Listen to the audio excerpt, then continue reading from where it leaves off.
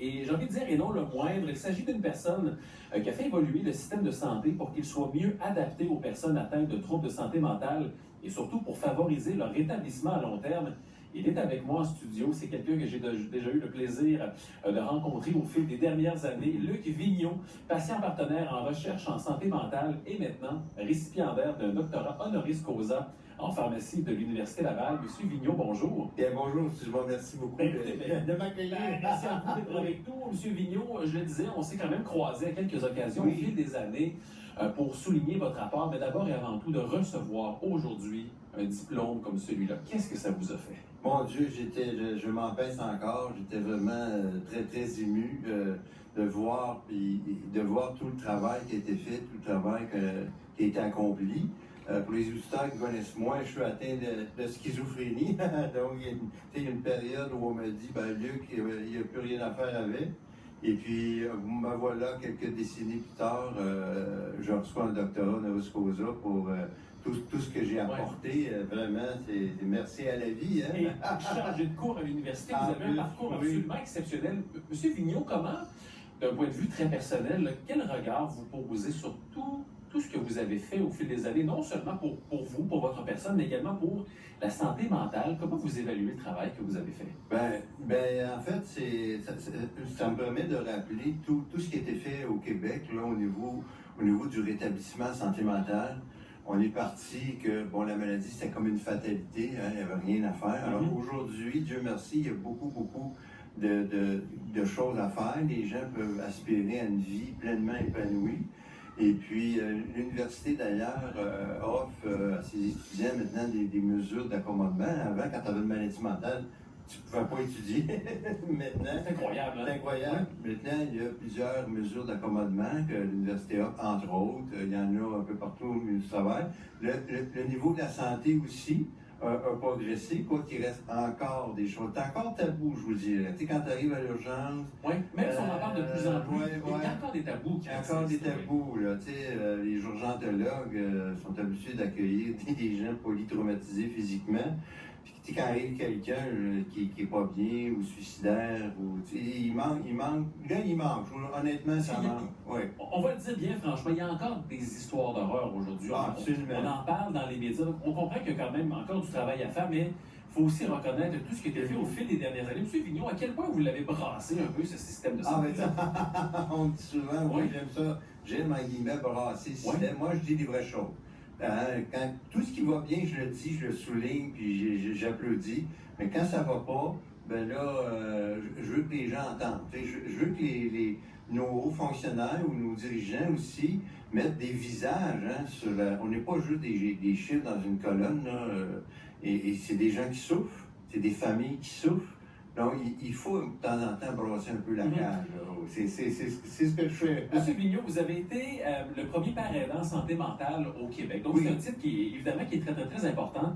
Qu'est-ce que ça voulait dire? Qu'est-ce que ça signifie qu'être un père aidant en santé mentale? Un père qui est pareil. En fait, c'est quelqu'un qui a une maladie mentale, qui a traversé le rétablissement, puis qui est stable.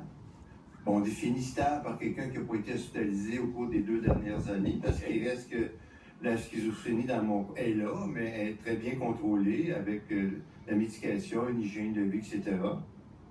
Et puis moi, j'aide les gens, des gens qui étaient hospitalisés à l'Institut ici à Québec, je disais, moi j'ai déjà été à ta place. On m'a déjà admis de ce côté-là. Puis, et on me dit des choses épouvantables. Vous l'avez dit tout à l'heure. On avait dit que vous étiez fini. On a dit ça à votre soeur à l'époque. C'est ça. Alors, moi, je lui ai dit, la vie n'est pas finie. J'ai été à ta place, aujourd'hui, je travaille. Fait que ça apporte l'espoir, parce que quand, au début, la maladie, t'es réticent à aller chercher de l'aide, t'es réticent à accepter que tu fasses partie des fous, si vous me permettez l'expression. Maintenant, je dis que j'étais à ta place, aujourd'hui, je suis marié, je travaille, et je peux t'aider. Je peux t'aider. Puis moi, je fais le pont avec les professionnels, les médecins, les psychologues, les travailleurs, etc., pour que les gens prennent confiance, un lien de confiance là, je l'amène jusqu'aux soignants. Et c'est là que le travail se fait. Et ça a été évidemment une progression au fil des années. Le déclic pour vous, ça a été quoi, M. Vigneault? Qu'est-ce qui a fait en sorte que vous êtes passé de ce patient dont on disait qu'il était fini à celui qui est devenu père aidant et qui est aujourd'hui patient partenaire? Est-ce qu'il y a eu un déclic, quelqu'un que vous avez rencontré qui a fait en sorte que vous vous êtes dit, non, là, des possibilités, il y en a, il y a un avenir aussi? Ben, il y a eu plusieurs personnes, dont, entre autres, moi, j'avais vu sur des écrits de Patricia Degun, qui est une Américaine qui est qui est à la base du mouvement de rétablissement. Rapidement, Patricia Degun, c'était une personne atteinte de schizophrénie. Elle aussi, on lui avait dit qu'elle était finie. Aujourd'hui, elle a un PhD, elle est docteur en psychologie. Quelqu'un finit pas pire. Quand même, hein? Ah ouais. Alors, puis on est plusieurs comme ça, comme ça. Puis je vous dirais, parce que la médecine avait une vision pessimiste des troubles mentaux.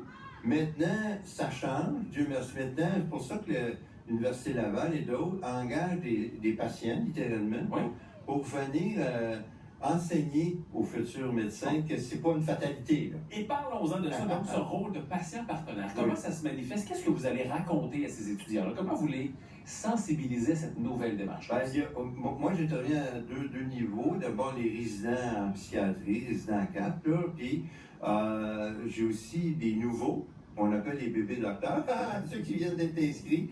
C'est le cours qui s'appelle Médecins, Médecine et Société 2. Donc, il y a des patients, pas juste santé mentale, d'autres patients aussi qui ont eu des maladies chroniques graves, puis qui se sont rétablis. Et d'abord, on apprend à ces médecins-là de dialoguer à haute voix avec le patient, parce que le patient, il a son savoir. Lui, il vit la maladie tous les jours. Il y a sûrement des trucs que le médecin ne sait pas. Il connaît les effets, il comprend aussi les effets secondaires de la médication. Voilà. Alors, c'est lui qui est bien renseigné. C'est lui, puis on dit au futur médecin, votre patient, c'est le seul expert des conséquences de la maladie sur sa vie. Vous devez en tenir compte. Je peux bien prescrire une pilule à quelqu'un, mais si elle ne lui fait pas, il n'apprendra pas, on le voit. Donc, dialoguer avec les gens, puis au lieu de vouloir éliminer les symptômes, travaillons à le soutenir dans ses projets de vie. Évidemment, c'est une approche qui est très novatrice. Est-ce qu'il y a eu un petit peu de friction, un petit peu de réticence de la part non seulement des médecins, mais des étudiants? Est-ce qu'il y en a encore aujourd'hui de cette friction-là? Moi, ça j'ai remarqué, parce que là, 20 ans, on entendait beaucoup de mais aujourd'hui, quand je redonne le cours, c'est comme, mon Dieu, tout le monde est ouvert à ça, puis les nouveaux professionnels de la santé, c'est leur façon de travailler maintenant avec les patients. On appelle ça la décision partagée. Bref, c'est le patient, il est expert de sa vie, le professionnel est expert de son domaine, et c'est les deux qui prennent une décision ensemble. Et qui doivent se retrouver dans ce cheminement-là. C'est ça, exactement. Et en plus, c'est moins fatigant pour le professionnel. Donc, les gens ont adopté cette façon de faire. Monsieur Vigneault, en terminant, qu'est-ce qu'on vous souhaite maintenant pour la suite des choses? Parce que là, vous avez un CV aussi épais qu'un dictionnaire maintenant, avec des récompenses, doctorat honorifique aujourd'hui. Qu'est-ce que vous voulez encore accomplir en matière de santé mentale? Qu'est-ce que vous souhaitez? Moi, j'aimerais continuer à promouvoir les nouvelles approches. Par exemple, il reste encore au Québec des salles d'isolement.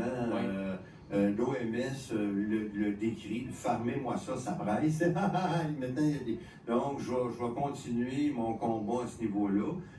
Pour changer ça à ce qu'on appelle des salles multisensorielles, c'est-à-dire au lieu d'attacher bêtement quelqu'un un lit, mais soit il mettait de la musique, puis une guitare, tu sais, par exemple, Marc-André, s'il est hospitalisé, Marc-André, il faut lui donner une guitare. Ah, ça, en tout temps, c'est pas une guitare, donc, mais ça marche, hein, pour vrai, là.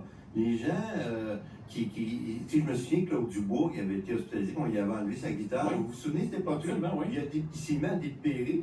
Puis il y a quelqu'un, on va y redonner. Oh, il s'est bien allé. C'est de savoir qu'est-ce que les gens aiment. Tu sais, moi, la guitare, donnez-moi la peau.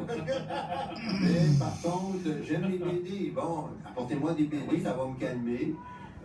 C'est aussi efficace qu'une injection d'un fesses, puis ça a moins d'effets secondaires. Voilà. En tout cas, on va vous suivre encore une fois. C'est toujours un plaisir de vous recevoir, puis d'en parler de santé mentale, puis de sensibiliser et de faire en sorte que les préjugés, les tabous tombent. Je pense Merci de l'invitation. C'est un objectif commun de tout le monde ici. Merci beaucoup d'être passé en studio, puis encore une fois, félicitations pour ce doctorat honorifique. C'est absolument, franchement mérité. Un énorme merci. Puis bon succès pour la suite des choses. Merci et bonne journée à tout le monde. Merci beaucoup, M. Vigneault, c'est toujours un plaisir. Au revoir. À 17h51, on vous en parle depuis le tout début de l'émission. On va parler maintenant de code vestimentaire.